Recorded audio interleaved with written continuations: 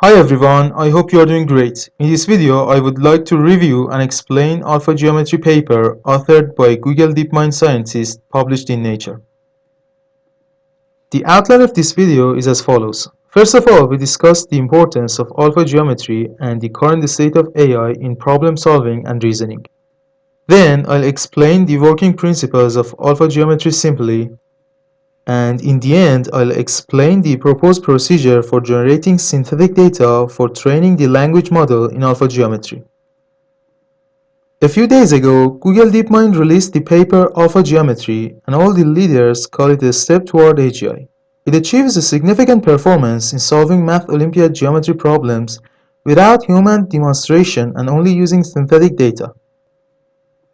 I've read the paper in Nature, and I believe not only the remarkable performance it achieved in Math Olympiad was very impressive, but also the idea proposed in this paper was a big step toward growing alliance between language models and idea generation for search. For those who don't know, the IMO is the most prestigious math competition in the world, consisting of algebra, combinatorics, number theory, and geometry branches. Achieving great performance in IMO has been a grand challenge for AI reasoning. The AlphaGeometry performs almost as highly as the average gold medalist, whereas the previous state-of-the-art methods were only capable of solving 10 problems of a subset of geometry problems, demonstrating the complexity level of IMO. That's maybe why one of the co-founders of DeepMind said AGI keeps getting closer, and even Demis Hassabis, the leader of DeepMind, called AlphaGeometry another step on the road to AGI. Okay, but how does AlphaGeometry work? At first, let's investigate how human brain attacks a hard math problem. Humans take two categories of steps towards solving the problem, the easiest steps and the hard ones. But what are these two categories of steps? Let's illustrate them with an example.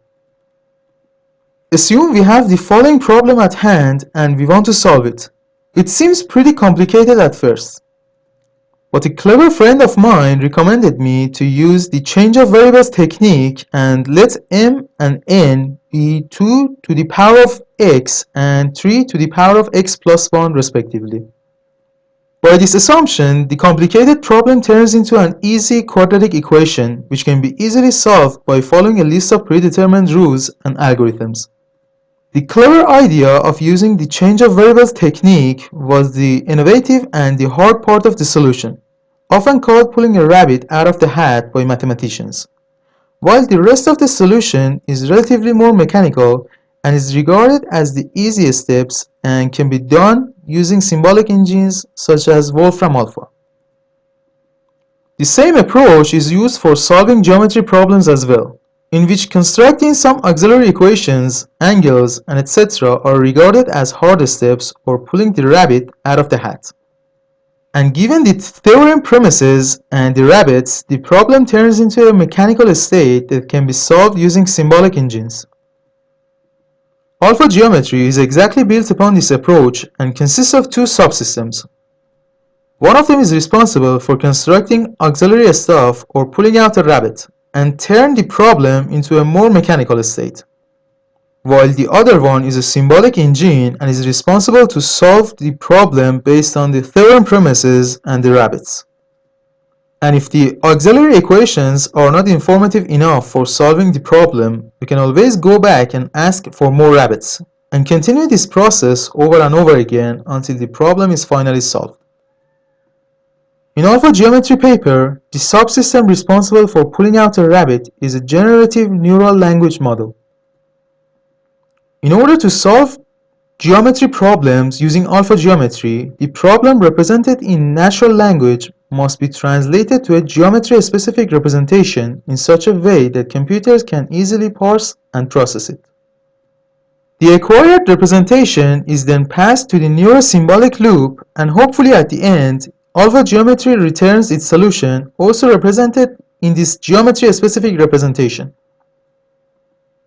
The role of this symbolic engine is to take a geometry problem and attempt to solve it following the common knowledges and mechanical instructions in the domain of geometry.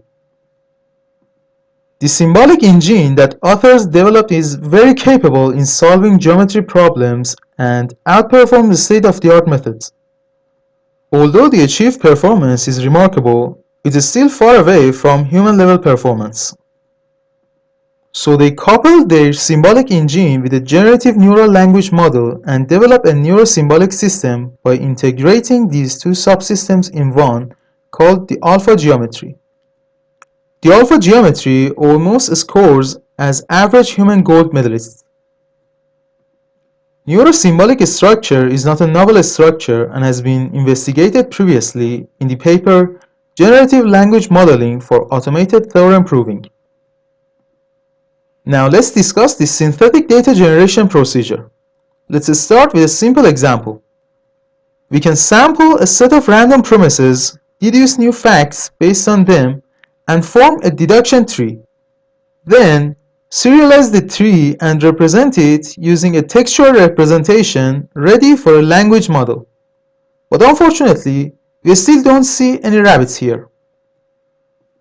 Actually, this strategy for synthetic data generation is not useful for solving problems in which introducing new symbols, new axioms, and hypotheses are required. So the authors follow a 4-step recipe demonstrated in this larger example for synthetic data generation that will be able to generate the rabbits in order to train the language model. At first, they sample a couple of random facts, then they deduce new facts based on these leaves, and they end up at the root of the tree, the conclusion that angle ABC is equal to angle BCA. There's something about the fact written in blue. It's not necessary to state the theorem because any triangle with two equal sides has two equal angles. Doesn't matter that triangle base has a midpoint or not. But it's necessary for proof to work because it's needed to connect the first leaf to the root of the tree. So based on these two observations, we take D be the midpoint of BC, which is the rabbit in this example, from the theorem to the proof and end up with a new theorem. The only question left is that given these three random leaves, how do we identify which one of these leaves is the rabbit? In order to answer that question, we should follow a 4-step procedure. First, given a random set of leaves, we build the tree.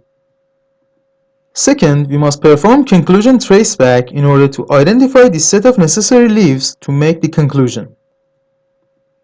Third, we must perform object traceback in order to identify the leaves that the objects in the conclusion are constructed. In this example, the objects in the conclusion are constructed only based on the first leaf. Fourth, we find the difference between these two sets, which is called the dependency difference and is the rabbit that we are looking for. You can see the summary of the 4-step recipe here. This is the histogram of proof length of the synthetic data. And as you can see, most of them are very short, only about 50 steps. I hope you find this video valuable, informative, and educational. If you like this video, please subscribe to my channel.